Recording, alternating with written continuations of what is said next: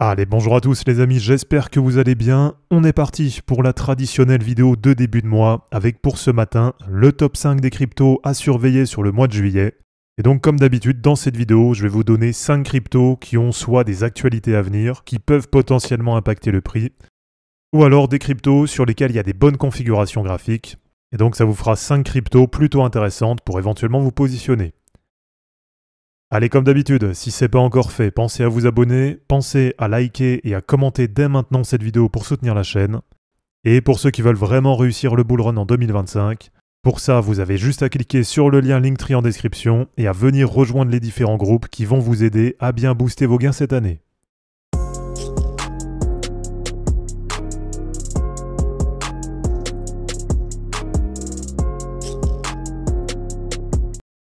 Allez, on est parti, on rentre directement dans le vif du sujet avec la première crypto à surveiller ce mois-ci qui est pour moi Solana.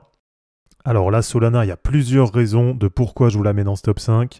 Mais déjà, la grosse news, c'est que dès demain, donc dès mercredi 2 juillet, il va y avoir le lancement du premier ETF Solana aux États-Unis.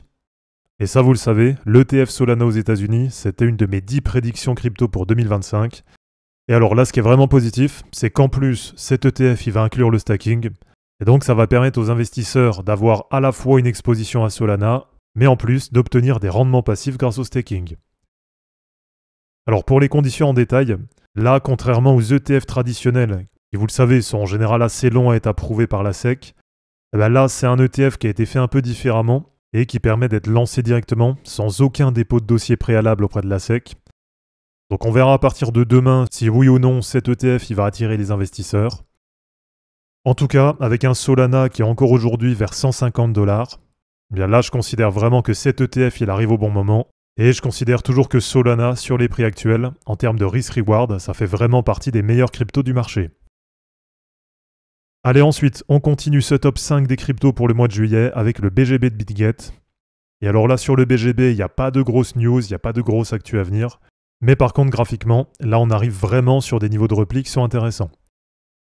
Alors, je ne vous refais pas tout l'historique de BGB, mais vous le savez, sur le cycle actuel, BGB, c'est une crypto qui est vraiment sur une énorme dynamique haussière, et c'est une crypto qui fait partie des plus solides du marché. Donc vraiment pour moi, en termes d'investissement, BGB, c'est une crypto qui est quasiment incontournable dans un wallet. Et alors, en termes de retracement, là, il y a plusieurs éléments qui sont intéressants, avec déjà depuis l'ATH, donc depuis à peu près 8,50 $ fin décembre, un retracement qui est déjà d'un peu plus de 45%. Donc là déjà en termes de correction, c'est vrai que c'est déjà pas mal. Et alors surtout, là ce qui est super intéressant, c'est que sur Ichimoku en hebdo, là on a le prix qui est revenu sur le bas du nuage. Et on voit que pour l'instant, depuis son lancement, ce nuage en hebdo, c'est un niveau support qui a toujours réussi à tenir. Donc voilà, BGB vers 4,50 $. Là pour moi en termes de retracement, on est vraiment sur un niveau qui est intéressant. Allez ensuite, on continue ce top 5 des cryptos pour le mois de juillet avec Sei Network. Donc Sei qui est aujourd'hui à 0,28$ pour un market cap d'un peu plus d'1,5 milliard $.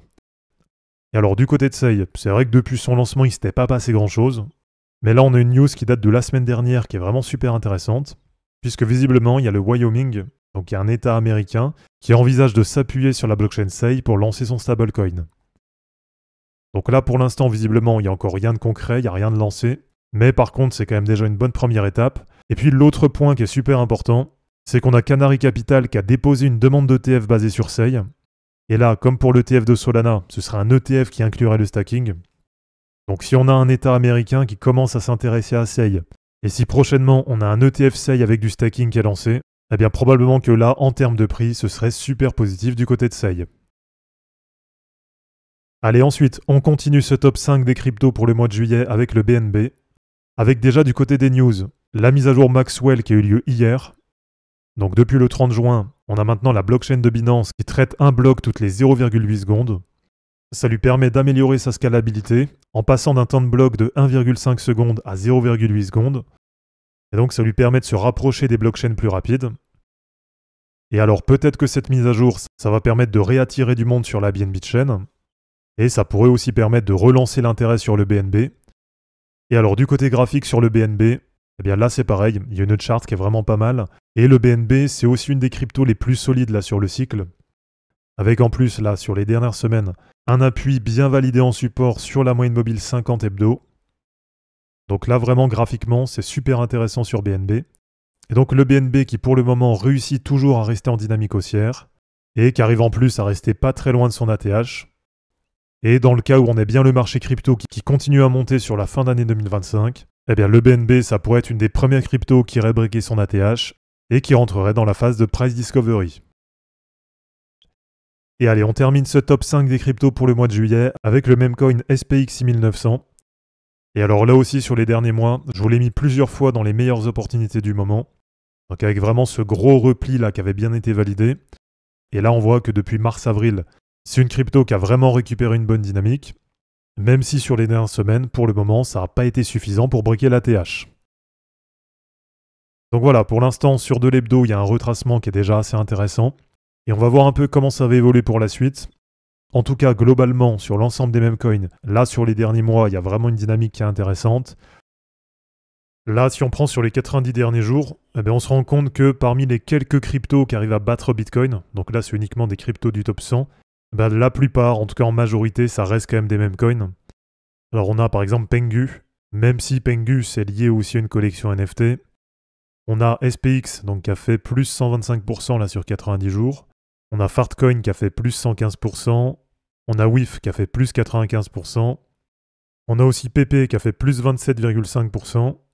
Et puis pas loin, donc un peu sur les mêmes perfs que Bitcoin, on a aussi Floki qui a fait quasiment plus 24%. Donc vraiment ce narratif des meme coins, là depuis la reprise du marché, donc à peu près depuis début avril, c'est vraiment le narratif qui est le plus explosif. Et alors en termes de potentiel, si SPX ça vient être vraiment le meilleur meme coin sur le cycle, là en termes de potentiel ça pourrait être vraiment pas mal. Et alors Dogecoin, je le mets un peu de côté parce que je pense vraiment qu'il va rester leader. Et ça sur le cycle actuel, en tout cas sur le papier, un peu comme l'avait fait Shiba en 2021, eh bien ça paraît cohérent d'aller prendre la deuxième ou troisième position du narratif. Et si sur les prochains mois il y a bien cette dynamique qui continue à se poursuivre, eh bien probablement qu'SPX ce sera un des premiers meme coins qui breakera son ATH et qui rentrera là aussi dans la phase de price discovery. Donc voilà les amis, c'est terminé pour cette vidéo, j'espère en tout cas que ça vous aura plu. Comme d'habitude, pensez à vous abonner, à liker et à commenter cette vidéo pour soutenir la chaîne. De mon côté, je vous mets tout ça en ligne et je vous dis à bientôt. Ciao!